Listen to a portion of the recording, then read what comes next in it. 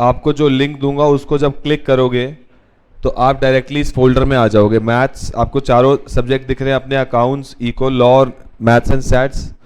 Accounts के अंदर जाओगे तो आपको अभी तक जो क्लासेस अपलोड हुई हैं, पहली 6 class with in Saturday Sunday this weekend, सारी क्लासेस टिल नाउ अपलोड हो जाएंगी। आज तक की जितनी भी क्लास हैं वो सारी अपलोड हो जाएंगी इसके ऊपर। तो आपको ये फोल्डर दिखेगा और इकोनॉमिक्स में 5 क्लास, इस पर क्लिक करोगे, आपको कुछ भी नहीं करना, बस क्लिक करना है और क्लास चलनी शुरू हो जाएगी। आपके पास फ़ोन की स्पीड पे डिपेंड करेगा, नेट की स्पीड पे आपकी क्लास चलनी शुरू हो जाएगी। पॉइंट क्लियर हो गया? इस तरीके से आपकी क्लास चलनी शुरू हो जाएगी। ठीक है जी, ये आपकी इकोनॉमिक्स की 5 क्लास डल चुकी हैं और सिमिलरली लॉ की सबसे ज़्यादा डल चुकी है अभी तक 15, मतलब 11 to 12, 13, 14 अभी मिसिंग है, वो आज डल जाएगी। मतलब इस सैटरडे संडे में आपकी सारी क्लासेस जो अभी तक हुई हैं वो सब इसमें डल जाएंगी। मैथ्स एंड सैट्स की अभी एक भी नहीं डली है, ये आज डलेंगी सारी। आज इसका टारगेट था हमारा। ठीक है, पॉइंट क्लियर है? तो ये लिंक आप मेरे से ले लो, जिसको लेना है, आज तक की क्लासेस रिवाइज करनी है और up to a certain extent, सारी नहीं, up to a certain extent, मतलब ये मान लो कि स्टैट्स पूरी, अकाउंट्स में अप्रॉक्सीमेटली अभी तक जितना हमने किया वो सब और आगे का थोड़ा बहुत, और लॉ में भी जितना आपने कर लिया वो सब अभी तक का और आगे का थोड़ा बहुत, और मतलब ये मान लो approximately 30 to 40% classes, 30 to 40% classes जो शुरू किए हैं वो सब ओपन डल जाएंगी। इसके बाद जो लिंक आएगा, इसके बाद आप देखोगे इस क्लास जब आप खोलोगे तो कुछ तो रेड दिख रहेगी आपको क्लासेस, रेड के बाद ना थोड़े टाइम बाद आपको ऐसी ब्लू दिखने लग जाएंगी क्लासेस। जो ये ब्लू दिख रही है दीज आर इनक्रिप्टेड फाइल्स, ये आपके फ़ोन पे नहीं चलेंगी, इसको कोशिश भी मत करना चलाने की, कुछ भी उखाड़ लो ये चलेंगी नहीं। तो इसलिए इन पे ज़्यादा अपना हिट एंड ट्रायल, ज़्यादा टेक्निकल मत बनना इसमें, ये सब इनक्रिप्टेड फाइल्स हैं, ये नहीं चलेंगी। तो मतलब कहने का मतलब ये है कि 30 to 40% जो शुरू की क्लासेज हैं वो तो ओपन डल जाएंगी, रेड में दिखेंगी, वो आप चला पाओगे। उसके आगे लिखा होगा .mp4, इसके आगे देखो क्या लिखा है .enc, these are encrypted files, ये इनक्रिप्टेड हैं, तो ये नहीं चलेंगी आपके फ़ोन में, सिर्फ 30 to 40% चलेंगी, बाकी नहीं चलेंगी। और वो सिर्फ एक इसलिए कि जो लोग का एडमिशन लेट है, वॉट किसी भी रीज़न के कारण आपकी शुरू की मिस हुई है, तो अभी तक भी एक मौका है, आपकी मिस नहीं हुई है क्लासेस, आपको सारी मिल गई हैं, आगे मिस मत करना, आगे ये मौका दोबारा नहीं मिलेगा। ठीक है जी, कहानी क्लियर हो गई?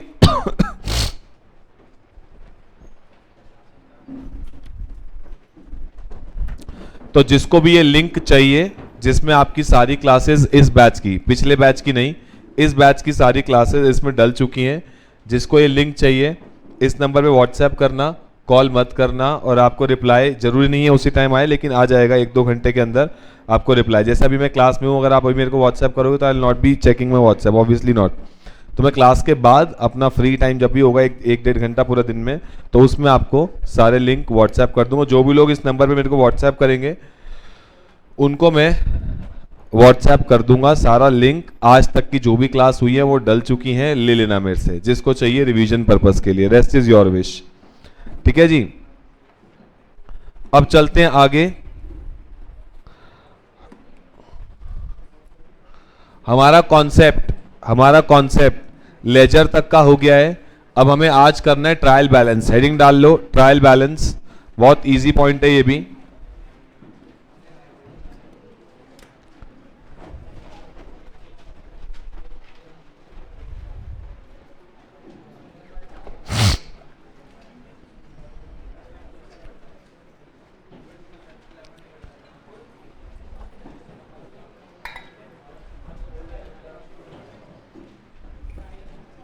हेडिंग डाल लो, ट्रायल बैलेंस।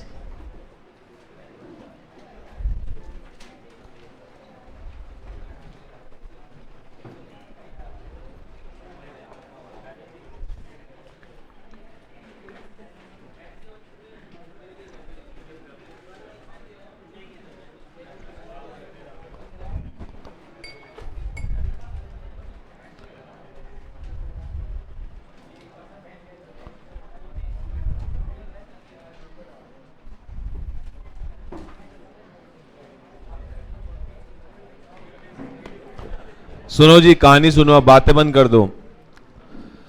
फर्स्ट चैप्टर जब हमने किया था, बातें बिल्कुल बंद कर दो। फर्स्ट चैप्टर जब हमने किया था तो उसमें ट्रायल बैलेंस की बातें हमने क्या पढ़ी थी कि ट्रायल बैलेंस बनता कब है? सारे लेजर के बैलेंसेस आपके ट्रायल बैलेंस में चले जाते हैं। जितने भी लेजर के बैलेंसेस होते हैं ये सब आपके ट्रायल बैलेंस में चले जाते हैं, लेजर के सारे बैलेंसेस। और सारे बैलेंसेस का मतलब रियल भी, नॉमिनल भी और तीनों अकाउंट के बैलेंसेस इसमें आते हैं। और ट्रायल बैलेंस के बाद आप क्या बनाते हो? Final accounts. फाइनल अकाउंट्स में होता क्या है? ट्रायल बैलेंस में से जो रियल और पर्सनल नेचर के अकाउंट होते हैं वो उठ के बैलेंस शीट में चले जाते हैं, और नॉमिनल नेचर के अकाउंट ट्रेडिंग और पीएनएल में चले जाते हैं, डिपेंडिंग अपॉन डायरेक्ट है या इनडायरेक्ट है। तो आज हमें ट्रायल बैलेंस की बात करनी है, और ट्रायल बैलेंस के बाद हम लोग आ जाएंगे अपने फाइनल अकाउंट्स पे। अभी फिलहाल आज हमें ट्रायल बैलेंस की बात करनी है। ट्रायल बैलेंस का एक और नाम होता है स्टेटमेंट ऑफ अर्थमेटिकल एक्यूरेसी। इसका नाम ऐसा क्यों है? क्योंकि ये सिर्फ क्या दिखाता है कि आपका ट्रायल बैलेंस का, मेरा सवाल है, आपका ट्रायल बैलेंस का टोटल अगर मैच कर रहा है तो इसका मतलब क्या आपने कोई गलती नहीं की है? ट्रू और फॉल्स? फॉल्स। इसका मतलब कोई गलती हो सकती है। ट्रायल बैलेंस का टोटल मैच करना, इसका मतलब आपने जो मैथ्स किया, मतलब जो टोटलिंग वोटलिंग की है, कैलकुलेशन की है, वो बिल्कुल सही है, उसमें कोई गलती नहीं है। लेकिन अगर error of full omission, full omission का मतलब आप एंट्री करना ही भूल गए हो, एंट्री तो करिए, उसकी पोस्टिंग भूल गए हो, तो क्या उससे ट्रायल बैलेंस पे कोई फर्क पड़ता है? नहीं सर। डेबिट में भी नहीं लिखा आपने, क्रेडिट में भी नहीं लिखा, टोटल तो फिर भी मैच कर जाएगा। पॉइंट क्लियर हुआ? तो इसलिए इसका नाम क्या होता है? Statement of arithmetical accuracy. आज हम लोग इसके बारे में थोड़ा और डिटेल में डिस्कस करने जा रहे हैं, ट्रायल बैलेंस के बारे में। एक एक करके आप जरा पॉइंट पढ़ते हैं, फिर आप ये नोट करोगे। पहला point, trial balance is prepared on the basis of journal and ledger. ठीक है, इट्स ओके। बनता कैसे है? जर्नल और लेजर के बेसिस पे ही बनता है। Next, total of trial balance should match to ensure correct journalising and posting. जो ट्रायल बैलेंस का टोटल है वो क्या हो जाना चाहिए? मैच हो जाना चाहिए। इसका मतलब हमने करेक्ट पोस्टिंग करी है और जर्नलाइजिंग बिल्कुल करेक्ट किया है। ट्रायल बैलेंस सिर्फ क्या चेक करता है? Arithmetical accuracy of accounts. Trial balance सिर्फ यही चेक करता है, arithmetical accuracy of accounts. Closing stock normally कहां अपीयर होता है? Normally outside the trial balance. Closing stock normally आपने बचपन से पढ़ा होगा, फाइनल अकाउंट जब आप करते थे तो ट्रायल बैलेंस गिवन होता था, नीचे एडजस्टमेंट में क्लोजिंग स्टॉक ज्यादातर नीचे गिवन होता है, जिसके आप दो ट्रीटमेंट करोगे। क्या क्या ट्रीटमेंट करोगे? एक तो ट्रेडिंग की क्रेडिट साइड में लिखोगे और बैलेंस शीट में एसेट साइड में लिखोगे। Any difference in trial balance is shown in suspense account. अगर ट्रायल बैलेंस में कोई डिफरेंस आ जाए तो उसको आप कहां डाल देते हो? सस्पेंस अकाउंट में डाल देते हो। आफ्टर रेक्टिफिकेशन, रेक्टिफिकेशन, और देखो सस्पेंस आएगा क्यों? इसका मतलब आपने कहीं ना कहीं गलती की है। जो आपका चैप्टर है रेक्टिफिकेशन ऑफ एरर, वो बना इसी वजह से है। आपने कोई गलती की है तो आपका ट्रायल बैलेंस मैच हो भी सकता है और नहीं भी हो सकता है। सर गलतियां तो बहुत सारी होती हैं, एरर ऑफ फुल ओमिशन भी एक गलती है। फुल ओमिशन अगर आपने किया तो ट्रायल बैलेंस तो फिर भी मैच कर जाएगा। पॉइंट क्लियर हुआ? लेकिन अगर ट्रायल बैलेंस मैच नहीं कर रहा है, इसका मतलब कुछ ना कुछ अमाउंट है वो आप कहां डाल दोगे? सस्पेंस में। और रेक्टिफिकेशन, उसको ठीक करने के बाद आपका suspense account should show nil balance. Nil balance का मतलब क्या है? कि आपने गलतियां सारी क्या कर दी हैं? ठीक कर दी है, तभी तो सस्पेंस में कोई बैलेंस नहीं आ रहा है। पॉइंट क्लियर हो गया? नेक्स्ट, अच्छा मुझे एक बात बताओ, सस्पेंस अगर नील भी हो गया, अगर सस्पेंस अकाउंट क्या हो गया? नील भी हो गया, तो क्या इसका मतलब मेरी सारी गलतियां ठीक हो गई हैं? अगर सस्पेंस अकाउंट नील हो गया तो क्या सारी गलती ठीक हो गई, नहीं हो गई? ऐसा जरूरी नहीं है। Even if suspense account becomes nil, it is not conclusive proof that there are no errors. अगर सस्पेंस अकाउंट नहीं भी है या सस्पेंस का बैलेंस नील हो गया तो इसका मतलब आप ये नहीं कह सकते कि मेरी सारी गलतियां क्या हो गई हैं? ठीक हो गई हैं। एरर ऑफ फुल ओमिशन तो फिर भी हो सकता है। पॉइंट क्लियर हुआ कि नहीं हुआ? अब आपके एरर कितने टाइप के होते हैं? दो टाइप के, मेजरली दो टाइप हैं। कौन कौन सी? प्रिंसिपल और क्लेरिकल एरर। क्लेरिकल को हम तीन पार्ट में तोड़ सकते हैं, कमीशन, ओमिशन और कॉम्पेंसेटिंग एरर्स। ये सब हम डिटेल में बात करेंगे। कब? जब हम लोग करेंगे रेक्टिफिकेशन ऑफ एरर। इसकी बात हम डिटेल में वहां पे करेंगे। अभी सिर्फ हमको ये बोलना है कि ट्रायल बैलेंस मैच क्यों नहीं होता इन एरर्स की वजह से। दो हमारे मेन एरर हैं, प्रिंसिपल और क्लेरिकल। क्लेरिकल को हम तीन हिस्सों में तोड़ते हैं, कमीशन, ओमिशन और कॉम्पेंसेटिंग एरर। पॉइंट क्लियर है यहां तक? इनमें से कोई भी ऐसा पॉइंट जो आपको नहीं समझ में आया? पॉइंट क्लियर है सारे? लिखो, फिर उसको नोट करना शुरू करो।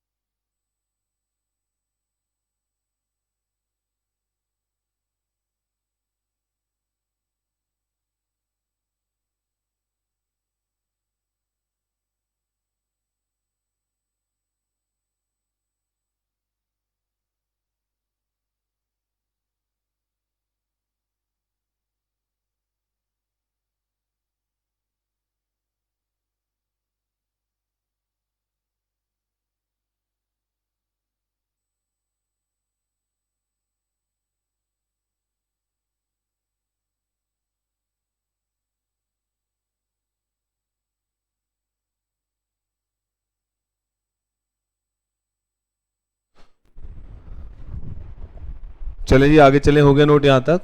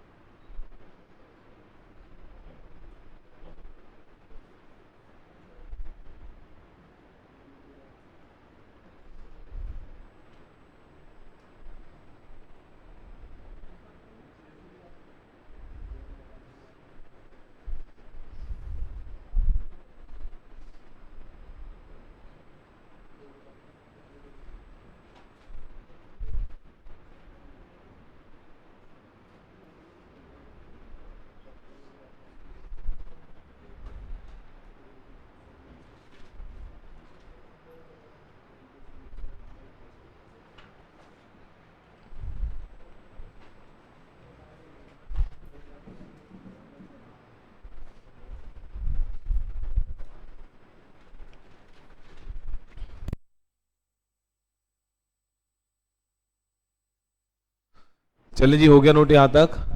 अच्छा बताओ, आपने ट्रायल बैलेंस बनाना सीखा होगा 11 12th में, जब भी सीखा। कितने मेथड्स होते हैं ट्रायल बैलेंस को बनाने के, कितने मेथड्स हैं? सर हमें तो एक ही सिखाया बचपन से कि मैम ने ऐसा बोला कि अकाउंट के डेबिट में बैलेंस अगर बच रहा है तो उसको उठा के क्रेडिट में लिख देना, क्रेडिट में बैलेंस बच रहा है उसको उठा के डेबिट में लिख देना। याद है नहीं याद? अकाउंट का बैलेंस। अच्छा मुझे एक बात बताओ, हटा दो इसको। लेट्स सपोज आपका कोई भी अकाउंट है, उसका बैलेंस अगर यहां बचा, लेट्स सपोज 10,000 बैलेंस बचा, तो इसको ट्रायल बैलेंस में, ये डेबिट है ये क्रेडिट है, आपका बैलेंस किसी भी अकाउंट का XYZ कोई भी अकाउंट है, उसका बैलेंस अगर यहां बचा तो XYZ अकाउंट लिखोगे यहां पे, ये बैलेंस उठा के कहां लिखते हो? बचा डेबिट साइड में है तो इसका बैलेंस उठा के लिखते हो क्रेडिट साइड में। ऐसा क्यों? जो लोग कह रहे हैं ओपनिंग, घटिया जवाब, गलत जवाब। ऐसा नहीं है, ये एक्चुअल में बैलेंस क्रेडिट ही बैलेंस है, बच रहा है डेबिट साइड में है। ये 10,000 अब यहां कैसे बचेंगे? जब सर यहां पे 1 लाख है, यहां पे 90,000 है, तभी तो यहां 10,000 बचेगा। और यहां 10,000 बचने का मतलब, ये दिखता डेबिट में है लेकिन इसका नाम क्या है? This is credit balance. Credit में ज्यादा है जिसका बैलेंस बच रहा है, क्रेडिट बैलेंस, इसलिए उसको उठा के हम कहां लिखते हैं? क्रेडिट साइड में। ये जो आप मेथड करते थे, this is called as balance method. इस मेथड को हम क्या बोलते हैं? Balance method. बैलेंस मेथड का मतलब जिसमें हम सिर्फ क्या लिख रहे हैं? बैलेंसेस लिख रहे हैं। पॉइंट क्लियर हुआ? लेकिन अब हम बड़े हो गए हैं तो अब हमारे को ट्रायल बैलेंस बनाने के 3 मेथड हैं जो हमें सीखने पड़ेंगे। कौन कौन से 3 मेथड हैं? टोटल मेथड, बैलेंस मेथड और third is total and balance method. बचपन में हमने किया था बैलेंस मेथड। बैलेंस मेथड में क्या था? वही सेम एग्जांपल देखना जरा। आपका ओपनिंग आ गया, लेट्स सपोज कैश अकाउंट है, कैश अकाउंट का ओपनिंग आ गया, 4 रुपए का खर्चा हो गया मेरा, कैश चला गया, तो बैलेंस कितना बचा? 6 रुपए। अब ये बचा क्रेडिट साइड में, बचा क्रेडिट साइड में, लेकिन इसको दिखाते कहां हैं हम? डेबिट साइड में दिखाते हैं। ये हमने बचपन से मेथड किया था और इसका नाम क्या है? Balance method. पॉइंट क्लियर हुआ? नेक्स्ट आता है टोटल मेथड। टोटल में देखो, अब इधर का टोटल कितना? 10, इधर का टोटल कितना? टोटल, अगर ये तो बाद में आया ना, ये तो बाद में आया तो हमने बैलेंस निकाला, वैसे टोटल कितना इधर का? 4। तो जब आप इधर का टोटल दिखाओगे, भैया डेबिट साइड का टोटल है 10, क्रेडिट साइड का टोटल है 4, तो ऑटोमेटिक यहां पे 6 बच जाएगा। बात तो वही है, कैसे भी दिखा दो। 6 रुपए हमने यहां निकाले नहीं, लेट्स सपोज ये 6 यहां निकाले नहीं, तो इधर का टोटल 10 है, इधर का टोटल 4 है, तभी तो यहां पे बैलेंस बच रहा है 6 रुपया। तो हम टोटल मेथड में क्या करते हैं? इधर का टोटल 10 रुपए, इधर का टोटल 4 रुपए यहां दिखाते हैं, तो ये ऑटोमेटिकली शो क्या करता है कि भैया यहां पे 6 रुपए डेबिट बैलेंस है। और टोटल एंड बैलेंस मेथड। अब इसमें क्या करेंगे, बैलेंस भी दिखाएंगे और टोटल भी दिखाएंगे। मतलब सर टोटल है 10 रुपए और इधर का टोटल कितना है 4 रुपए, तभी तो यहाँ का बैलेंस बच रहा है कितना 6 रुपए। तो अब हम क्या करेंगे, पहले दिखाएंगे बैलेंस, बैलेंस कितना है 6 रुपए, डेबिट बैलेंस है। वो आया कैसे सर, टोटल, क्योंकि डेबिट साइड का टोटल था 10 रुपए और क्रेडिट साइड का टोटल कितना था 4 रुपए, तभी तो बैलेंस बचा। मतलब यहाँ पे हमने दोनों चीज को दिखा दिया, दिखाने का तरीका और कुछ भी नहीं है, बात वही है। कैसे भी कान पकड़ लो, घुमा फिरा के बात एक ही आ रही है। पॉइंट क्लियर हुआ। तो ये आपको सिर्फ सिखाने का तरीका था, पेपर में इसकी कोई रेलेवेंस नहीं है। बहुत रेयर चांस है थ्योरी क्वेश्चन आ जाए, explain the methods of preparing trial balance. Trial balance को कौन से मेथड से प्रिपेयर किया जा सकता है, तो तीन हमारे मेथड है। टोटल में क्या करते हैं, वापस से रिपीट करो, टोटल में सिर्फ क्या दिखाते हैं टोटल, इधर का टोटल 10 इधर का 4, बात खत्म। बैलेंस मेथड में सिर्फ क्या दिखाते हैं बैलेंसेस, टोटल एंड बैलेंस, नाम से क्लियर हो रहा है, टोटल भी और बैलेंस भी। पॉइंट क्लियर हो गया यहां तक, नोट करो इसको।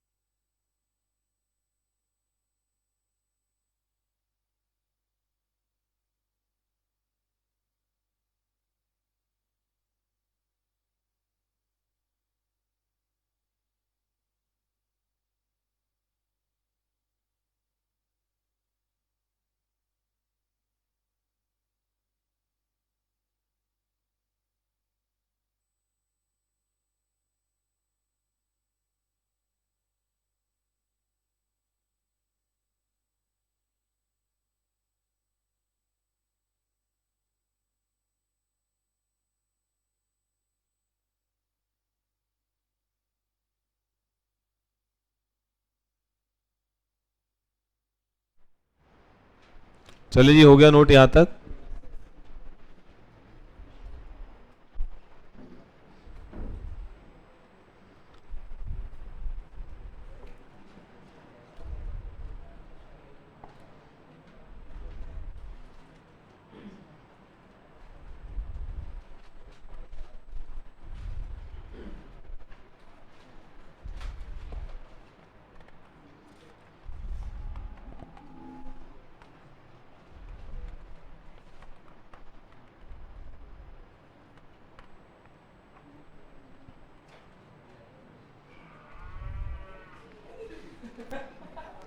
चलें आगे चलें, ये अपनी आवाजें निकालना बंद कर दो। चलो आओ, आगे आ जाओ। साइलेंट कर दिया करो फोन को, हटा दो इसको।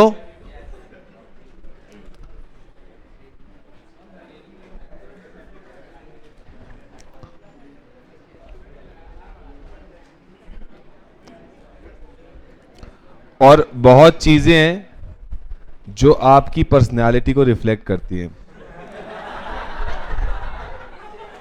टू बी वेरी ऑनेस्ट, बहुत चीजें ऐसी होती हैं, आपका ड्रेसिंग सेंस, आपका चलने का तरीका, आपका बोलने का तरीका, किससे बात करने का तरीका, आपके फोन में क्या रिंगटोन लगी है, ठीक है, ये सारी चीजें आपकी पर्सनैलिटी रिफ्लेक्ट करती हैं। The way you walk, the way you talk, the way everything, the way you eat as well, ये सारी चीजें रिफ्लेक्ट करती हैं। तो थोड़ा सा देखो, अब सीए आ गए हो, ये सब चीजें छोड़ दो।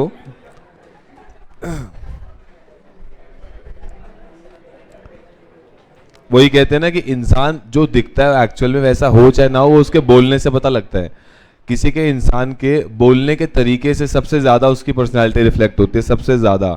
एक ड्रेसिंग सेंस और एक बोलने का तरीका, अगर ये आपका ठीक ठाक है ना, आगे बहुत काम आएगा। जनरल, चलो इस पॉइंट से हट के बात करूं, आगे इंटरव्यू में बहुत काम आएगा। मतलब सीए बनने के बाद, मैं जस्ट एक, चलो आज वैसे बात कर ही लूँ इस बारे में, बीच बीच में रिक्वायरमेंट होती है।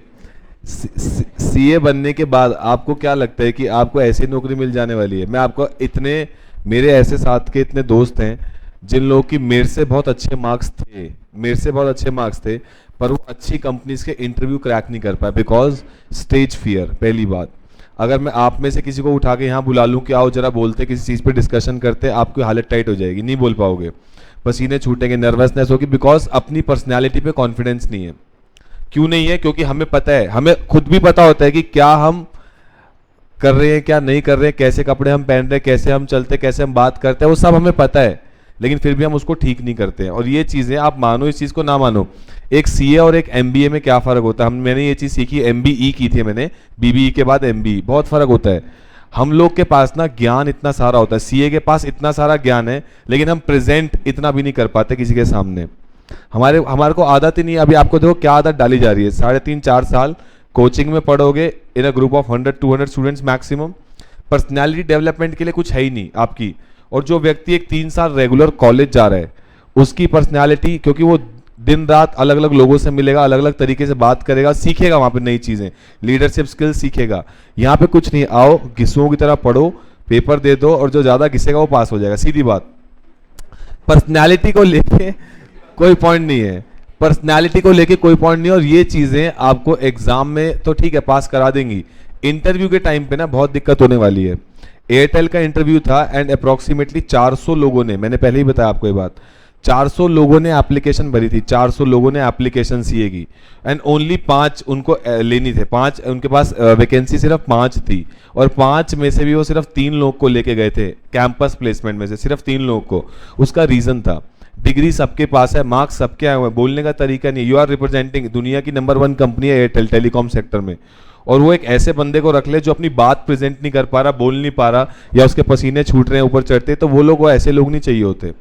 हमारे में और एमबीए में यही फर्क है, हमारे पास ज्ञान ज्यादा है बट हम इतना सा भी प्रेजेंट नहीं कर सकते अपना ज्ञान किसी को। अगर आपके पास बथेरी नॉलेज है, सीए फाइनल तक आ जाओगे ना, आपके पास बहुत नॉलेज आ जाएगी, बट स्टिल अगर मैं बोल दूं उसमें से थोड़ा बहुत भी यहाँ के बोल दो, आप नहीं बोल पाओगे।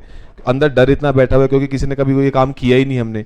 और वहीं एमबीए, आप मान के चलो कि इंटर लेवल में आपके कॉस्टिंग और एफएम में जो 2-3 चैप्टर हैं, एमबीए में पूरे पूरे वो सब्जेक्ट हैं, पूरी इतनी मोटी किताब है उस चीज पे, मतलब जो 2-3 आपके लिए चैप्टर है वो उनके लिए पूरा सब्जेक्ट है 100 नंबर में, जो 2-3 आपके चैप्टर हैं। ये समझ के चलो इतना डिफरेंस है एमबीए और सीए में।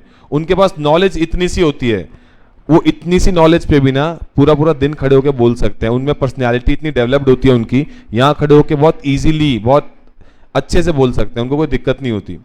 ये फर्क होता है एक सीए और एमबीए में। और जहाँ पे एमबीए हमसे आगे निकल जाता है वो जॉब पा लेता है तुरंत, निकलते ही कॉलेज से, अच्छे कॉलेज से निकलते ही जॉब पा लेता है, बिकॉज उसको इंटरव्यू में बैठ के बोलने का तरीका है, नॉलेज इतनी सी होती है। सबको बताएगा, हर कंपनी को पता होता है कि हमको काम तो अपने हिसाब से सिखाना ही पड़ेगा, लेकिन बंदा तो तमीज का होना चाहिए, बंदे को रखने हैं। आप पूरे आप रिप्रेजेंट करोगे कल को उस कंपनी को, कंपनी आपको नहीं रख रही है, आप कंपनी को रिप्रेजेंट करोगे।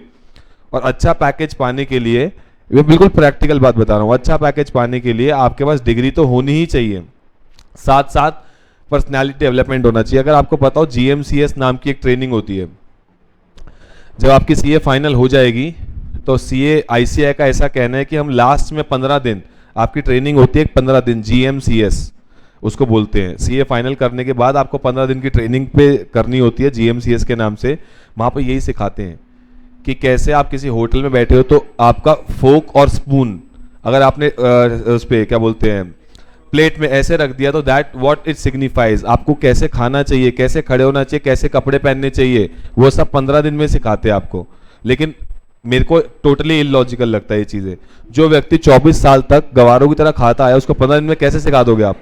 उसको नहीं सिखा 15 दिन सफिशिएंट नहीं है। ये चीजें ना, ये चीजें सिखाई नहीं जाती हैं। ये चीजें आप डे बाय डे प्रैक्टिस करोगे ना तो अपने आप आपके अंदर इनकलकेट हो जाएंगी, लेकिन आपको प्रैक्टिस करनी पड़ेगी ये सब चीजों की। 15 दिन में एक दिन आएगी एक अच्छी सी मैम, हुआ कि टाई कैसे पहनते हैं, मन तो करता है मैं वहां भी पहना दो लेकिन वो सीख नहीं पाते। आप 15 दिन में नहीं सीख पाओगे, 15 दिन में कुछ नहीं सीख पाओगे आप। वहां पे आएगा व्यक्ति, पर्सनालिटी कैसे आपको वॉक करनी है, ये सब चीजें 15 दिन में सिखाते हैं। वहां पे होता कुछ भी नहीं है उस 15 दिन की ट्रेनिंग में, बस ठीक है फालतू शाम को प्रोग्राम जरूर बन जाते हैं सबको घूमने फिरने का, और कुछ नहीं है वो सब, इसीलिए 15 दिन की ट्रेनिंग। वहां पे होता कुछ नहीं है। मेरा कहने का पॉइंट ये है कि अभी से सीखो चीजों को, अभी से नहीं सीखोगे ना तो आगे इंटरव्यू के टाइम पे आपको दिक्कत होगी। मेरे से लिख के ले लो, हर अच्छी कंपनी का सबसे पहले जीडी सेशन होता है, ग्रुप डिस्कशन, और उस ग्रुप डिस्कशन में 10 में से वो एक लोग को लेते हैं। जैसे फॉर एग्जांपल किसी कंपनी को 10 लोग चाहिए तो वो 100 लोग को बुलाएंगे, 100 लोग का 10-10 का एक ग्रुप बनाएंगे और उनमें एक टॉपिक दे देंगे डिस्कशन के लिए, और 10 में से किसी एक को सिलेक्ट करेंगे। अब आप ये समझ लो 10% रिजल्ट तो वही हो गया, आपको 10 में से एक में आना है, और उसमें से भी सिर्फ उसको सिलेक्ट करेंगे जिसकी इंग्लिश स्पीकिंग अच्छी होगी, जो सब में लीडर के रूप में उभर के आएगा, उसको सिलेक्ट करते हैं। आप बैठे चुपचाप बैठे बोल ही नहीं पा रहे, आप तो वैसे ही बाहर हो, खत्म, आपका वहीं सेक्शन 1 ही क्लोज, उस कंपनी में आपको जॉब नहीं मिलेगी। जीडी क्लियर होता है, उसके बाद 4-5 राउंड्स होते हैं। ये एक तरीके से वही वर्ल्ड कप चलता है वहां पे, 4-5, फिर जो सेमीफाइनल होगा फिर फाइनल होगा, फिर जाके आपको जॉब मिलेगी अच्छी कंपनी में। ये समझ के चलो इतना तगड़ा सिलेक्शन प्रोसेस होता है अच्छी कंपनीज का। मैं बात कर रहा हूँ एयरटेल, अमेजॉन, इन सब बड़ी बड़ी कंपनीज की बात कर रहा हूँ जो स्टार्टिंग पैकेज आपको 1 से 1.5 लाख रुपए पर मंथ देती हैं। मैं उन कंपनीज की बात कर रहा हूँ। किसी गिस्सू सीए के अंडर लगना है 30,000 रुपये महीने में, वो तो आपको ऐसे ही रख लेगा। एक सीए मिल रहा है 30,000 रुपये महीने में, तो कोई दिक्कत थोड़ी है, लेकिन that is completely up to you. ये चीजें आपको जीवन में वैसे कोई सिखाएगा नहीं, बाद में जाके रियलाइज होंगी यार ये हमने क्या कर दिया, डिग्री तो ले ली लेकिन हमारी पर्सनैलिटी हमने डेवलप नहीं की ड्यूरिंग द कोर्स, जो आपको खुद करनी है। मतलब ये खैर मेरा एक तरीका था, जब मैं आपके ज़माने में था मेरे को कोई समझाता था, आपको व्हाट्सएप करना है पूरा दिन, अपने दोस्तों से व्हाट्सएप करो, ट्राई करो इंग्लिश में करो, अभी से आदत डाल लो, इंग्लिश में बात करो आपस में एक दूसरे से व्हाट्सएप के जरिए। आपकी देख लेना इंग्लिश, मेरी इंग्लिश जो इंप्रूव हुई है व्हाट्सएप के जरिए हुई है। मैंने इंग्लिश की क्लास थोड़ी ली थी, इतने सारी वोकैबुलरी बढ़ गई। आजकल तो गूगल अपने आप एक नया वर्ड आप कुछ टाइप करो, गूगल उसकी करेक्ट स्पेलिंग और वर्ड आपको निकाल के दे देता है। इससे बढ़िया और क्या चाहिए, गूगल आपको सिखा रहा है। बस इतना कर लो कि आपस में व्हाट्सएप करो, इंग्लिश में करो, कोशिश करो। हिंदी में घटिया हिंदी, उल्टी सीधी हिंदी छोड़ दो, काम नहीं आएगी आपके। इंग्लिश में व्हाट्सएप करो, अच्छे से पूरा प्रॉपर सेंटेंस बना के आप मेरे से लिख के ले लो। आपके थ्योरी पेपर में आपको इतनी मदद मिलेगी ना, जब आपको पता तो होगा लेकिन आप लिख नहीं पा रहे हो बिकॉज ऑफ योर इंग्लिश, वो आपको बहुत मदद मिलेगी और आगे भी मतलब आपको बहुत इंप्रूवमेंट मिलेगी। और पर्सनैलिटी डेवलपमेंट अभी से शुरू कर दो, और कुछ डेकोरम चाहिए होता है आगे। अभी सोचो यही भैंस वाली टून आपके इंटरव्यू में बच जाए, वहां बच जाए तो क्या होगा, आपको क्या लगता है क्या होगा? वहीं से बाहर एग्जैक्टली तो थोड़ा सा इन चीजों को अभी से सीखो. अपार्ट फ्रॉम जोक्स, ठीक है, 11-12 तक हर कोई ऐसा ही होता है और तुम्हें धीरे धीरे वो चीज़ कोई सिखाएगा तो तुम सीख जाओगे, ऐसी कोई बात नहीं है. 11-12 तक सब लोग ऐसे ही होते हैं, ऐसी कोई दिक्कत वाली बात नहीं है. पर अभी से ना थोड़ा सा अपने अंदर प्रोफेशनलिज्म लेके आओ, अपने अंदर थोड़ा सा देखो, जिनको सीए करनी है और अच्छा पैकेज पाना है, मैं उनकी बात कर रहा हूँ. जिनको टाइम पास के लिए सीए कर रहे हैं, पापा के गले पे जाके बैठना है, बिजनेस में ही बैठना है या कुछ भी करना है, उनके लिए मैं बात नहीं कर रहा हूँ. मैं फ्रैंकली बोल रहा हूँ, मेरा पैकेज स्टार्टिंग 1.5 लाख रुपये महीना था एयरटेल में. मैं इसलिए एयरटेल का एग्जांपल दे रहा हूँ बिकॉज 5 लोग को लेना था. आईसीआई कैंपस प्लेसमेंट में सिर्फ 3 लोग को लेके गया था, उसमें से एक मैं भी था. आउट ऑफ 400 3 लोग को लेके गया था आईसीआई, सिर्फ 3 लोग को एयरटेल, उसमें से एक मैं था. 1.5 लाख का स्टार्टिंग पैकेज था मेरा. बट ठीक है, मेरे को उससे भी तसल्ली नहीं थी तो मैंने वो भी छोड़ दिया 6 महीने बाद. पर पॉइंट वो नहीं है, पॉइंट ये है कि आप कहाँ स्टैंड करते हो, आपकी पर्सनैलिटी उस चीज़ को बताती है. आप सीए कर लो, जितनी बड़े से बड़ा कोर्स कर लो, बट अगर आप उसको बता ही नहीं पाओगे इंटरव्यूअर को मुझे इतना ज्ञान है, आप बता ही नहीं पा रहे हो, तो उसको कैसे पता लगेगा कि आपको इतना ज्ञान है. तो वो चीज़ बहुत ज़रूरी है, आपकी पर्सनैलिटी डेवलप आपको करनी बहुत ज़रूरी है. इंटर लेवल पे आओगे, धीरे धीरे हम लोग यहाँ पे सोच रहे थे, ऐसा कभी हमारे जीवाने में प्लान था कि हम लोग यहाँ पे पर्सनैलिटी डेवलपमेंट की क्लास शुरू करें. पर फिर बाद में ये समझ में आया कि ये लोग सीए ही नहीं कर पा रहे भी फाउंडेशन. ये सब होना चाहिए इंटर से फाइनल के बीच में. जब आपकी 3.5 साल की ट्रेनिंग होगी ना, तो आपको कहीं ना कहीं छोटे छोटे courses, personality development, English courses करते रहना चाहिए खुद बाय खुद, जो आपको आईसीआई नहीं कराने वाला. जो बाकी college going students, MBA going students को अपने आप आ जाते हैं, सीए बच्चों को, कि मैं भी उस चीज़ से गुजरा हूँ, सीए बच्चों को अपने आप कुछ नहीं आएगा. ड्यूरिंग योर इंटर, जब इंटर से फाइनल की ट्रेनिंग चल रही होगी 3 साल की, छोटी छोटी चीज़ें, अच्छा सा टैली का कोर्स कर लिया, एक कंप्यूटर कोर्स कर लिया, ये क्योंकि ये सब आईसीआई सिखाएगा नहीं और इन सब की जरूरत पड़ती है. एक सीए के पास, सीए की डिग्री के साथ साथ अच्छी इंग्लिश, अच्छी पर्सनैलिटी, अच्छा टैली का नॉलेज, सॉफ्टवेयर की नॉलेज, ये सब होनी जरूरी है, जो आईसीआई तो सिखा ही नहीं रहा. आपको जॉब में जाके दिक्कत होगी. तो साथ साथ इंग्लिश, पर्सनैलिटी डेवलपमेंट और अपना एक कंप्यूटर कोर्स छोटे मोटे साथ साथ करते रहो, जिससे आपको फाइनल तक जाते जाते बहुत कुछ सीख जाओगे जो इंटरव्यू के लिए काम आएंगे आपके. तो ये चीज आप कर सकते हो. खैर, अभी आ जाओ पेज नंबर 111 पे.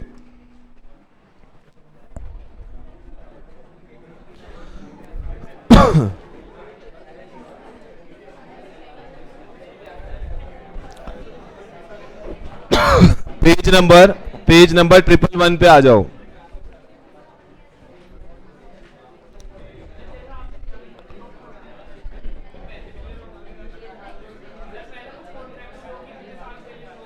वो बॉन्ड होता है अलग अलग कंपनी में, जरूरी नहीं है आप भरो या ना भरो, आपकी मर्जी है.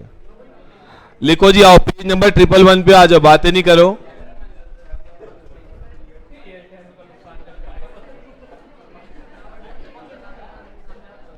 पेज नंबर 111 पे आओ, पेज नंबर 111 पे आ जाओ.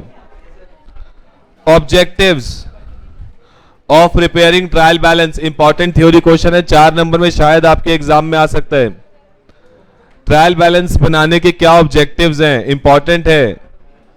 क्या लिखोगे, ट्रायल बैलेंस क्यों बनाना चाहिए, क्या ऑब्जेक्टिव्स हैं आपको ट्रायल बैलेंस बनाने से? आओ मेरे साथ पढ़ लो. ट्रायल बैलेंस बनाने से क्या पता लगता है कि आपने जो पोस्टिंग और अदर अकाउंटिंग प्रोसेस किए हैं वो विदाउट कमिटिंग अर्थमेटिकल एरर्स किए हैं या नहीं किए हैं. ट्रायल बैलेंस बनाने से ये पता लग जाता है हमारा ऑब्जेक्टिव्स क्या है. ट्रायल बैलेंस बनाने को क्यों बनाते हैं हम ट्रायल बैलेंस, क्या पता लग जाए कि हमने जो पोस्टिंग की है और अकाउंटिंग प्रोसेस जो भी किया आज तक उसमें कोई अर्थमेटिकल गलती तो नहीं है. ट्रायल बैलेंस बनाने का ये मोटिव है.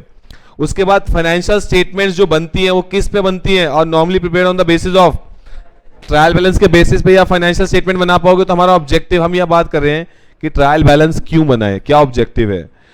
नेक्स्ट, और उसके बाद ये कैसे एक्ट करता है, ये बेसिकली हमारे को समराइज्ड वे में बता देता है कि हमने लेजर तक क्या किया क्या नहीं किया. लेजर के बैलेंसेस को एक समराइज्ड वे में हमें ये दिखा देता है. पॉइंट क्लियर हुआ.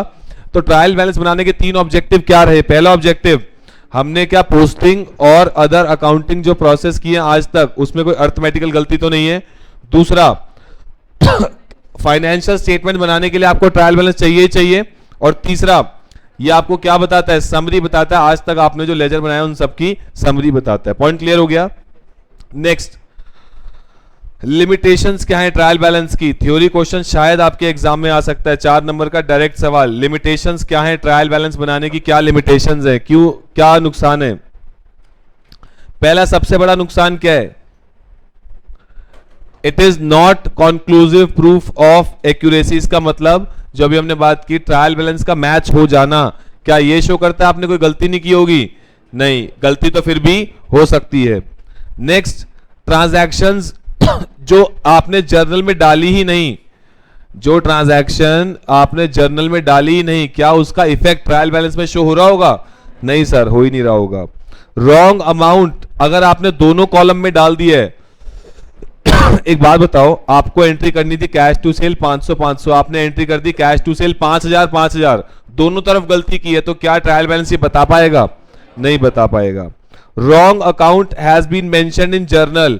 एक बात बताओ, एंट्री करनी थी कैश टू सेल 500, आपने डेटर टू सेल कर दिया 500, तो क्या ट्रायल बैलेंस इस गलती को पकड़ पाएगा? नहीं, क्योंकि दोनों तरफ अमाउंट तो ठीक है, कोई दिक्कत नहीं है। एंट्री की ही नहीं आपने, omission, full omission, full omission को क्या ट्रायल बैलेंस पकड़ पाता है? नहीं। तो हम क्या बोल रहे हैं? लिमिटेशंस का मतलब क्या है कि क्या कमियां है ट्रायल बैलेंस में। तो हम क्या बोल रहे हैं, अगर मैं इसको लेमन लैंग्वेज में बात करूं, कि ये सारी गलतियां ट्रायल बैलेंस पकड़ नहीं पाता, यही सारी लिमिटेशंस है ट्रायल बैलेंस की। ये सारी गलतियां ट्रायल बैलेंस पकड़ नहीं पाता। जैसे कि आपने 2 बार एंट्री कर दी तो क्या हो गया, अमाउंट डबल हो गया, लेकिन टोटल तो फिर भी मैच कर जाएगा। तो ये सारी गलतियां क्योंकि ट्रायल बैलेंस पकड़ नहीं पाता, ये सारी लिमिटेशंस हैं ट्रायल बैलेंस की। पॉइंट क्लियर हो गया यहां तक? Next, methods of preparation of trial balance कैसे बना सकते हो? सबसे पहला मेथड क्या आया? टोटल मेथड में क्या करना है, डेबिट साइड का टोटल और क्रेडिट साइड का टोटल बस लिख देना आपको उठा के ट्रायल बैलेंस में। जैसे कि ये कैश अकाउंट है, देखो कैश अकाउंट में डेबिट साइड का टोटल है 35,500, क्रेडिट साइड का टोटल है 35,500, लेकिन बैलेंस निकालने से पहले कितना है ये बताओ जरा। सर 35,500 में से 7500 माइनस कर लो कितना? ठीक है। सिमिलरली फर्नीचर अकाउंट आया, ये सारे अकाउंट आ गए ये सारे अकाउंट आ गए। अब कैश अकाउंट को ही देखो जरा, ये देखो कैश अकाउंट में टोटल मेथड लगाना है। टोटल में क्या करना है, डेबिट साइड का टोटल कितना 35,500, क्रेडिट साइड का टोटल कितना 28,000, दिखा दिया, हो गया काम खत्म। अपने आप ऑटोमेटिक शो कर रहा है कि 7500 का बैलेंस है, डेबिट बैलेंस। टोटल में करना क्या होता है, आपको डेबिट साइड का टोटल और क्रेडिट साइड का टोटल लिखना होता है। पॉइंट क्लियर हुआ? नेक्स्ट, फर्नीचर, कोई भी अकाउंट उठा लो। नेक्स्ट है फर्नीचर अकाउंट। फर्नीचर अकाउंट में डेबिट साइड का टोटल कितना है 3,000, क्रेडिट साइड का टोटल कितना है बताओ जरा 0। बैलेंस निकालने से पहले बताना है टोटल, तभी तो बैलेंस रिफ्लेक्ट होगा देखो फर्नीचर में debit side 3,000, credit side 0। Point clear हो गया यहां तक? चेक कर लो सारे बैलेंस ठीक है कि नहीं, 5 मिनट लगाओ फटाफट, सारे चेक करो टोटल सही है कि नहीं सही। ट्रायल बैलेंस में देखो टोटल चेक करो।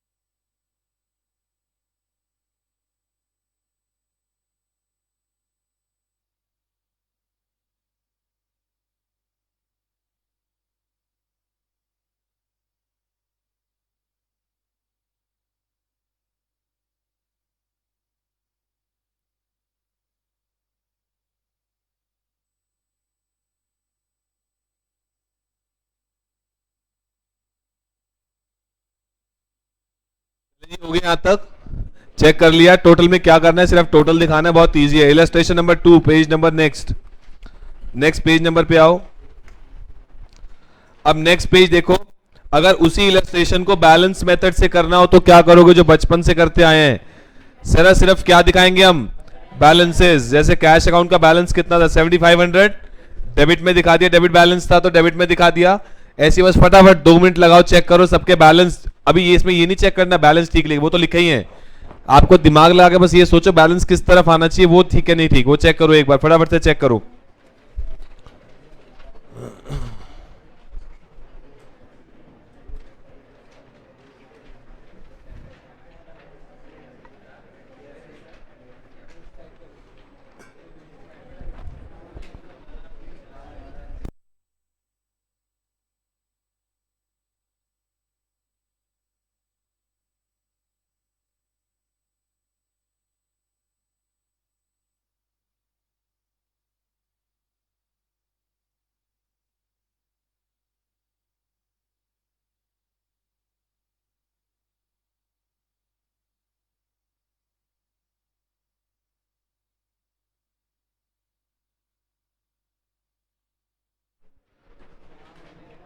चले जी आगे चले। जर्नल, लेजर, ट्रायल बैलेंस, तीनों ही घटिया चैप्टर है 1 नंबर के, और इसमें से एक क्वेश्चन पक्का आता है।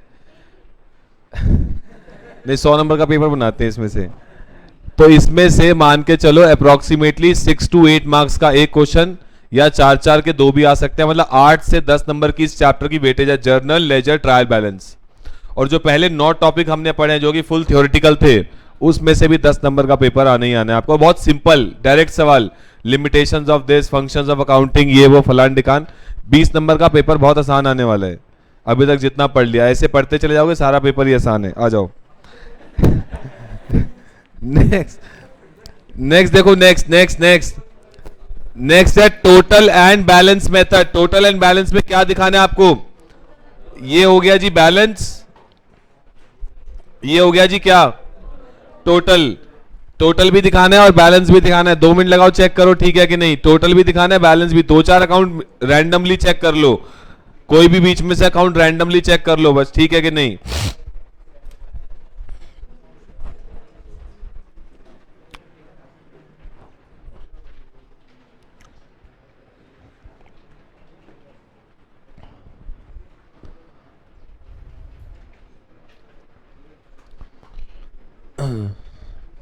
रैंडमली चेक कर लो कोई भी 2-3 अकाउंट, ठीक है कि नहीं।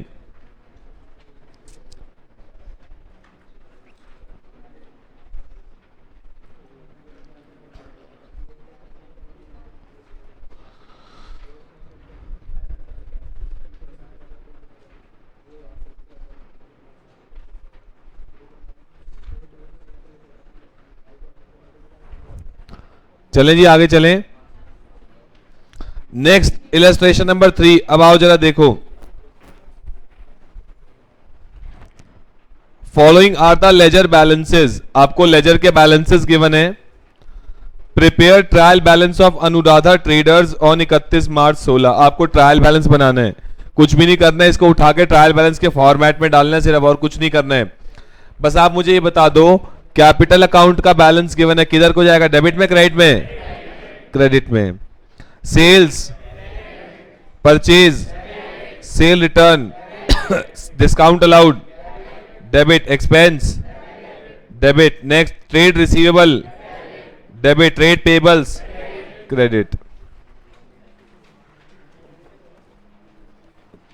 इन्वेस्टमेंट, डेबिट में। Cash at bank, debit. Interest received on investment, interest received on investment, credit. क्यों? इंश्योरेंस पेड, डेबिट में। पॉइंट क्लियर हो गया? बस आपको करना यही था कि इसमें सारे बैलेंसेस को उठा के डेबिट बैलेंस जिनका है वो अलग दिखा दिए, क्रेडिट बैलेंस जिनका है वो अलग से दिखा दिए। आपको फॉर्मेट प्रॉपर वही बनाना है जो आप बनाते आए हो आज तक। Debit, credit, serial number, account का नाम, और डेबिट बैलेंस है या क्रेडिट बैलेंस है। पॉइंट क्लियर हो गया? और ऑब्वियसली दोनों का टोटल क्या होना चाहिए? मैच होना चाहिए। नेक्स्ट आओ जरा, नेक्स्ट पॉइंट पे आ जाओ, नेक्स्ट इलस्ट्रेशन पे आ जाओ। फ्री के नंबर है दोनों तीनों के, journal, ledger, trial balance. Illustration number 4।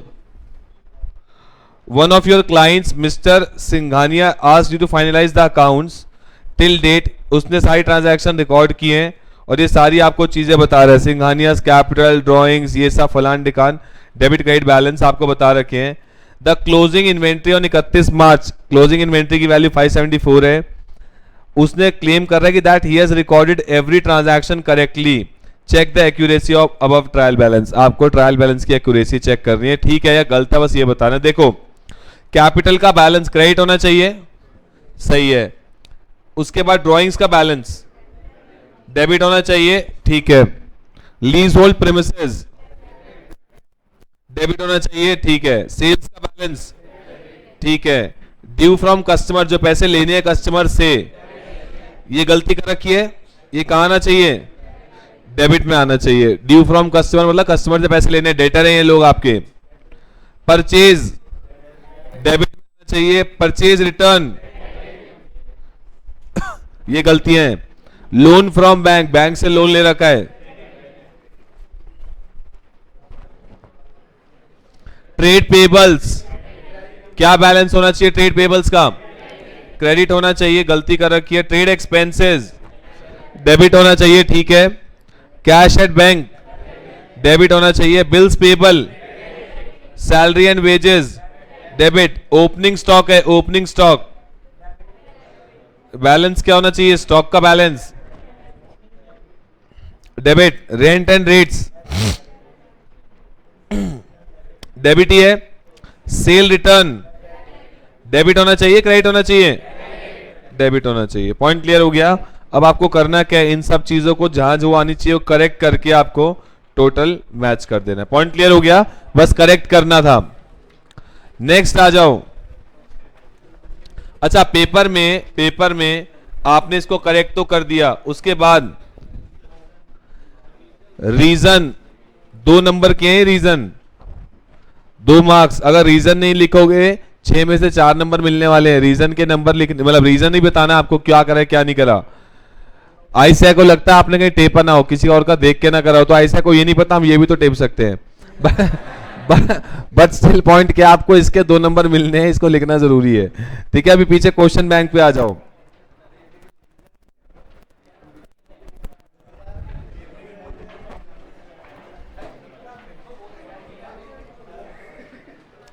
Page number आ जाओ 252।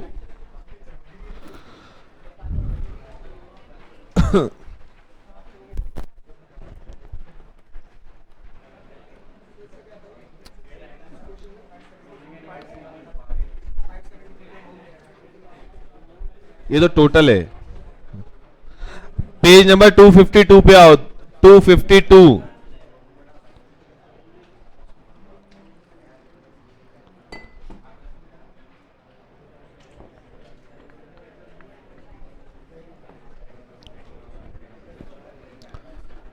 आओ जी, पेज नंबर 252 पे आ जाओ। ट्रायल बैलेंस बताओ जी। पहला, अ trial balance will not balance. Trial balance कब बैलेंस नहीं होगा, बातें नहीं करो। If correct journal entry is posted twice, अगर एक एंट्री को 2 बार करोगे तो क्या मैच नहीं होगा? हो जाएगा। Purchase on credit basis debited to purchase and credited to cash. Purchase to XYZ करना था, परचेज टू कैश कर दिया, मैच तो फिर भी होगा। 500 cash payment to creditor is debited to trade payable for 50 and credited to cash at 500। एक amount 50 का दिखाया, एक 500 का, अब मैच नहीं होगा। Next, 1500 received from sub tenant for rent entered correctly in cash book and posted to the debit of rent account in the trial balance. इसका मतलब क्या है, ध्यान से समझना। हमारे को एक रेंट मिला, सब टेनेंट का मतलब क्या होता है? किराएदार का किराएदार। अभी फॉर एग्जांपल ये बिल्डिंग हमारे पास किराए पे, रेंट पे, मैं टेनेंट हूं यहाँ का, और संडे सैटरडे क्लास नहीं होती हमारी यहाँ पे, मैं किसी और को किराए पे देता हूँ, वहां से जो मुझे किराया आता है उसकी बात हो रही है। मेरे लिए वो चीज क्या है, इनकम है। एंट्री क्या होनी चाहिए? Cash account debit to rental income. Rent मेरे लिए क्या है, इनकम है, रेंटल इनकम होनी चाहिए। Cash account debit to rent. अब देखो क्या हुआ, 1500 रिसीव फ्रॉम सब टेनेंट, मेरे को 1500 मिले रेंट के नाम के, entered correctly in cash book, cash book में तो 1500 दिखा दिया। Are posted to the debit of rent account, rent को करना क्या था मुझे, ये तो किया नहीं, और रेंट को क्या कर दिया, डेबिट कर दिया 1500 से। तो मेरा ट्रायल बैलेंस में क्या इफेक्ट आएगा, debit total will be greater by 3000 than the credit total. Point clear हुआ? ये कहानी क्लियर है? इसमें कोई डाउट है तो बताओ। इसमें कोई doubt? Next, after the preparation of ledger the next step क्या होता है, लेजर बनने के बाद क्या होता है, घटिया सवाल। Next, after preparing trial balance accountant finds that the total of debit side is short by 1500। मतलब डेबिट का आ रहा है 1500 लेट्स सपोज, और क्रेडिट का आ रहा है 3000, तो डेबिट साइड 1500 से कम है। This difference will be debited to suspense account. Point clear हो गया? 103 आओ जरा देखो, सेल्स 15000, परचेज 10000, मिसलेनियस 2500 और सैलरी 2500। इधर 17500 हो गया, इधर 12500। सैलरी क्या क्रेडिट में आती है, एक्सपेंस है, कहानी चाहिए थी डेबिट में। The difference in trial balance, trial balance में डिफरेंस क्यों आ रहा है, किसकी वजह से, सैलरी की वजह से। सैलरी को करना क्या था, डेबिट, क्या कर रखा है, क्रेडिट। पॉइंट क्लियर है? Next, what is trial balance and how it is prepare. Trial balance का मतलब क्या होता है और कैसे प्रिपेयर किया जाता है, घर जाके एक बार रीड करें, आता हमें सब है, बट उसको कैसे लिखना है एक बार लैंग्वेज आप समझें। उसके बाद अभी अभी किया हमने ये कि ट्रायल बैलेंस के क्या ऑब्जेक्टिव्स हैं। क्या ऑब्जेक्टिव्स होते हैं? वो 3 बातें हम लोग को देखना है कि पोस्टिंग सही से अर्थमेटिकल एरर्स के साथ तो मतलब एरर तो नहीं किया हमने। नेक्स्ट, फाइनेंशियल स्टेटमेंट्स बनाते हैं हम ट्रायल बैलेंस के बाद ही है, और उसके बाद ये क्या एक्ट करता है, एक्ट एज अ समरी। तो ये तीनों पॉइंट्स आपको लिखने हैं, डायरेक्ट 4 नंबर का सवाल आ सकता है। Next, even if trial balance agree, अगर ट्रायल बैलेंस एग्री हो जाए, मैच हो जाए, तो कुछ एरर फिर भी हो सकता है रह गए हों। Do you agree? Yes. Explain, वही बताना है, लिमिटेशंस बताने की कौन सी ऐसी गलतियां हैं जो रह जाती हैं ट्रायल बैलेंस के मैच होने पर भी। पॉइंट क्लियर हो गया? वही लिमिटेशंस ही बताना है आपको यहां पे। Next, an in experience bookkeeper has drawn up a trial balance for the year ended. ये ट्रायल बैलेंस मैच उसने बनाया। यू आर रिक्वायर्ड, क्या बनाना है आपको? Corrected trial balance. और रेसिड्यू कहां डाल देना है? सस्पेंस अकाउंट में। ऐसा क्वेश्चन खुद ही कह रहा है, करेक्ट करो और रेसिड्यू को कहां डाल दो? सस्पेंस अकाउंट में डाल दो। आओ जरा चेक करें, बताओ। Provision for doubtful debt, debit balance, credit balance? Credit होना चाहिए। बैलेंस कौन सा दे रखा है? डेबिट, पहली ही गलती। बैंक ओवरड्राफ्ट का बैलेंस क्रेडिट होना चाहिए। कैपिटल का, ठीक है। ट्रेड पेबल्स, ठीक है। Trade receivable, debit. Discount received, debit या क्रेडिट? इनकम है, discount allowed, debit. Drawings, debit. Office furniture, debit. General expense, debit होना चाहिए। नेक्स्ट, परचेजेस, डेबिट होना चाहिए। रिटर्न्स इनवर्ड का मतलब सेल रिटर्न का बैलेंस, डेबिट होना चाहिए। रेंट एंड रेट्स, ठीक है। सैलरी, ठीक है। सेल्स, ठीक है। इन्वेंट्री, ठीक है। Provision for depreciation, provision for depreciation होना चाहिए, क्रेडिट होना चाहिए, ठीक है। टोटल, फिर उसके बाद जो भी आएगा उसको हम बैलेंस को कहां डाल देंगे? सस्पेंस अकाउंट में। बैलेंसिंग फिगर हम लोग ठीक करने के बाद जो बैलेंसिंग फिगर आएगी उसको सस्पेंस में डाल के जो भी टोटल आएगा उसको करेक्ट कर देंगे। पॉइंट क्लियर हो गया? ये आपका छोटा सा टॉपिक था, ट्रायल बैलेंस, जो हो गया है समाप्त। नेक्स्ट क्लास यानी कि आज हो गया फ्राइडे यानी कि मंडे। अरे कल क्या डे है? अच्छा हाँ हाँ हाँ, कल क्लास है। रुको रुको रुको, कल तुम्हारी इंग्लिश होनी थी, वैसे वो हो चुकी है इस वीक में। तो क्या चाह रहे हो? अच्छा सुनो, नेक्स्ट सैटरडे, वैसे मेरे को इस सैटरडे लेना था। नेक्स्ट सैटरडे, सुन लो, बातें नहीं करो। नेक्स्ट सैटरडे पहले 9 टॉपिक का आप मुझे टेस्ट देने वाले हो। कहने को 9 है, आपको ही पता है बहुत छोटे हैं, चैप्टर एक ही है ये है। तो कोई नहीं, अकाउंट्स का भी देना। क्या हो गया? मतलब आज ये बात हो गई है।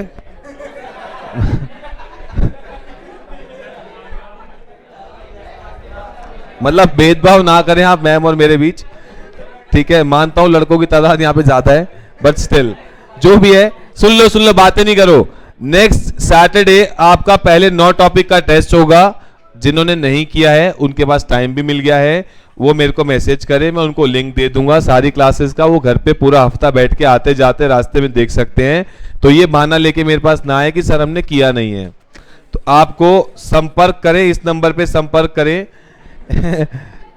और सारी क्लासेस फाउंडेशन नवंबर 19 यानी आपके बैच की अपलोड हो गई है गूगल ड्राइव पे, या आज मैक्सिमम हो जाएंगी। तो आप सारी क्लासेस देख सकते हैं, अभी तक की जितनी हुई हैं गूगल ड्राइव पे डल जाएंगी। तो ये बहाना ना मारें कि हमने कुछ किया नहीं है। आप नेक्स्ट सैटरडे पहले 9 टॉपिक का टेस्ट देने वाले हो, ठीक है। Okay, tata, bye bye.